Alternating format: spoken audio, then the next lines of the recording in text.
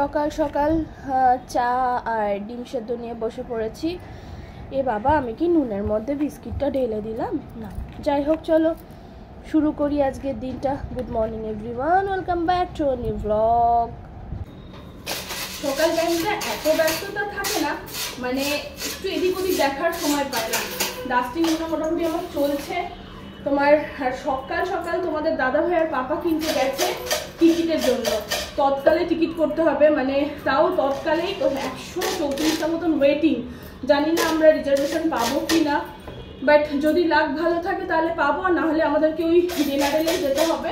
সকাল 7:30 সময় তোমাদের দাদা ভাই গেছে ফার্স্টে, আর তারপরে পাপা গেছে। দুজনে এই কারণে গেছে, মানে একটা ব্যক্তিকে 4টের বেশি টিকিট দেয় না, আর আমরা তো 5 জন। বাবু তো দুধ ভাত, বাবুকে নিয়ে 6 জন, কিন্তু টিকিট তো 5 জনের লাগবে। তো দেখা যাচ্ছে কত কি হচ্ছে। আর এদিকে মানোয়ার আন্টি কাপড় গেছে, বাসন মাজা সব হয়ে গেছে, আমরা চাটাও খেয়ে নিয়েছি। এখন আমি ডাস্টিংটা করবো, দেন উনি ঝাড় দিয়ে মুছবে, ব্রেকফাস্ট বানাবে, হয়ে যাবে।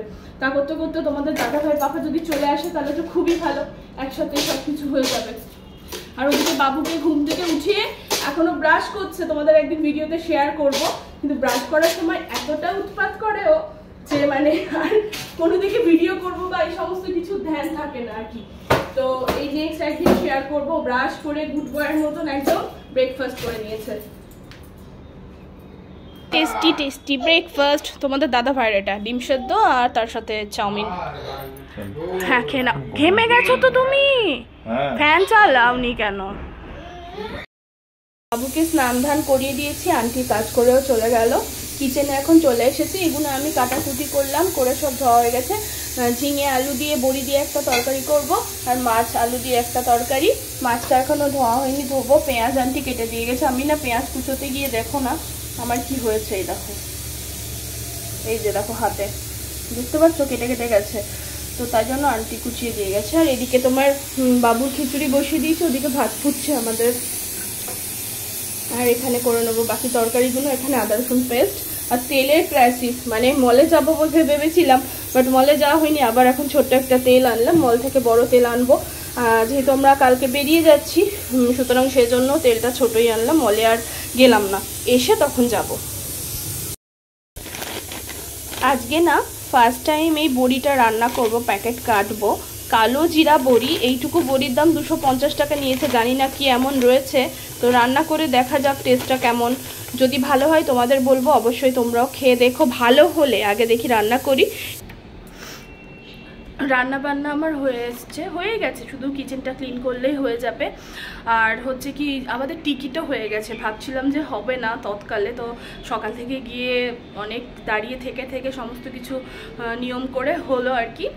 তো যাই হোক, মানে কিন্তু এসিতে দুটো হচ্ছিল। তো তোমাদের দাদাভাই আমাকে ফোন করলো, বললো রিম্পা এসিতে দুটো হচ্ছে, তো নেবো না। কেননা আমি আর তোমাদের দাদাভাই পুচকুকে নিয়ে যদি এসিতে যাই, মা পাপা বোন ওরা নর্মালে যাবে, কেমন একটা দেখায়। তোমাদের দাদাভাই বললো যাচ্ছি যখন সবাই হচ্ছে কি মানে নর্মালি যাব, মানে এই যে টিকিট হয়ে গেছে, রিজার্ভেশন হয়েছে, বাট এসিতে হয়নি, নন এসিতে হয়েছে। তো এসিতে যদি 5টা হতো তাহলে খুব ভালো হতো, কিন্তু যখন হলো না, দুটো হচ্ছিল, কোনোটাই না হয় ভালো, তাই 5টায় আমরা তৎকালে তোমার নন এসি করলাম। মাথা থেকে যেদিনকেই গা ধুই না কি শান্তি ফিল হয়। তো যাই হোক, লাঞ্চটা করে নিই। তোমাদের দাদাভাই চলে এসছে, স্যালাড আছে লাঞ্চে, তার সাথে এখানে এই যে বড়িটার কথা বলছিলাম, যেটা দেখালাম, সেটা এটা হয়েছে। টেস্ট দেখবো, খেয়ে কেমন হয় জানাবো অবশ্যই তোমাদের। বড়ি ঝিঙে আলু দিয়ে তরকারি, আর এখানে মাছের ঝাল।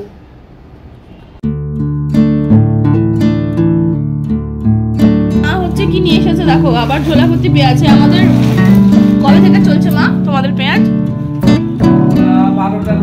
12 রোজা থেকে। এখনো ওই পেঁয়াজ রয়েছে দুটো, আর এটা আনলো, আর রসুন, ভালো রসুন রেখে দাও, আর এইটা হলো ডেলিশিয়াস লাগছে মুড়ি মাখা মায়ের হাতে। তোমাদের দাদাভাই বলছিল খাবো তাই, কিন্তু শশা হলে ভালো হতো, আগে শশা সব কেটে নিয়েছে।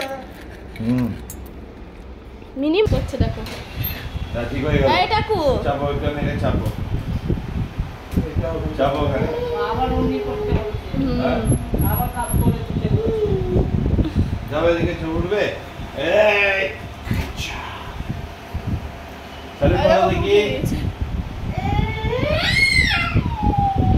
হাত থেকে না কাঁচের চুড়িগুলো খুলে ফেললাম, একদম ভালো লাগছিল না, মানে ঝমঝম ঝমঝম হচ্ছিলো, খুলবো তো খোলা হচ্ছিল না, আজ ফাইনালি খুললাম।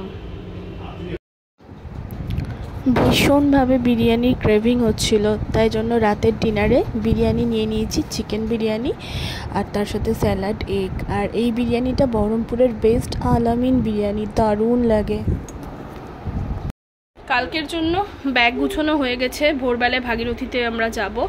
একটা ব্যাগ, এটা শুধু আমাদের জামা কাপড় রয়েছে, আর ওইটা যেহেতু বাচ্চা আছে, বাচ্চা থাকলে ধরো খাবার দাবারের জন্য আলাদা একটা ব্যাগ ক্যারি করতে হয়, তো এই ব্যাগটা ভীষণ কমফর্ট আর খুব ভালো ক্যারি করা যায়, তো সেই জন্য এটা বাবুর খাবার দাবার, মেডিসিন, ডাইপার, ওয়াইপস এই সমস্ত কিছুর জন্য, আর এটা শুধু আমাদের ড্রেসের জন্য, ব্যাস। যাই দিকে রিম্পা কি করছে? রিম্পা বলো কি করছো? সিঙ্কের বাসনগুলো মেজে সব কিচেনটা পরিষ্কার করে নিচ্ছি, যেহেতু কালকে থাকবো না আর মানোরা আন্টি তো আসবে না, জমিয়ে রেখে বাসি। অ্যাকচুয়ালি হ্যাঁ, কালকে তো আমাদের যাওয়ার আছে, দেখলে তো ব্যাকপ্যাক সব ব্যাকপ্যাক প্যাকিং করে নিয়েছে, আর যেহেতু দুই দিন নাকি, হ্যাঁ একদিন বা দুদিন যায় পরে বিয়ে হবে, তো একদম মানে মামাকে দেখতে যাচ্ছি, তো সেই জন্য তোমার দেখা নিয়ে কথা, এবার দেখা যাচ্ছে কতদিন থাকি বা কি, একদিন কি দুদিন হয় ব্যাপারটা। আর আমি দেখো না পুরো ঘেমে গেছি, একদম ঘামন্ত অবস্থা। আমি সিঙ্কের বাসনগুলোকে সব ভালো করে পরিষ্কার করে নিলাম, ওভেন সব ক্লিন, কিচেনটা একদম সুন্দরভাবে ক্লিন করে নিয়ে তারপরে বাবু দুধ খেলে বোতলটাও দিতে হবে। হ্যাঁ, তারপরে তোমার বাকি সব ও কিন্তু মানে কোনো কাজ ফেলে রাখে না, পুরো কমপ্লিট করে তারপর সবকিছু পছন্দ করে। রাতে বেলায় মানে বেডে যাওয়ার আগে, রাতে মানে যাওয়ার আগেও কিন্তু সব ক্লিন করে, একদম নিট এন্ড ক্লিন করে তারপর যাই, সেই যতই দেরি হোক না কেন। তো এটা খুব ভালো জিনিস। ফেলে সোফার অবস্থা দেখো একদম খুব বাজে হয়ে রয়েছে, তো ওপাশটা আমি ঠিক করলাম সুন্দরভাবে। দেখো এবার এইগুলো ভালোভাবে একদম টিপটপ করে রেখে যাব, যাতে এসে বাড়ি দেখে মন ভালো থাকে, যে হ্যাঁ ফ্রেশ, সবকিছু যেন ফ্রেশ থাকে।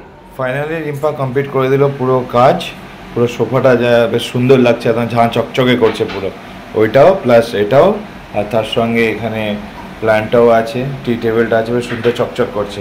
মানে এটাই পুরো, আমরা যখন ব্যাক করে এসে দেখবো তখন যাতে এরকমই চিমচাম লাগে, তাই তো? একদম। চলো তাহলে। আমি কাজ কাম সব কিছু কমপ্লিট করে নিয়ে গলা দিয়ে গা ধুলাম, আমাকে দেখেই বুঝতে পারছো একটু আগে ঘামন্ত অবস্থা ছিল, এখন পুরো ফ্রেশ, আর সত্যি গা ধুয়ে একদম পুরো ফ্রেশ লাগছে। মানে শীতকালে ইটস ওকে চলে যায়, বাট গরমকালে ঘাম হলে আমি একটুও থাকতে পারি না।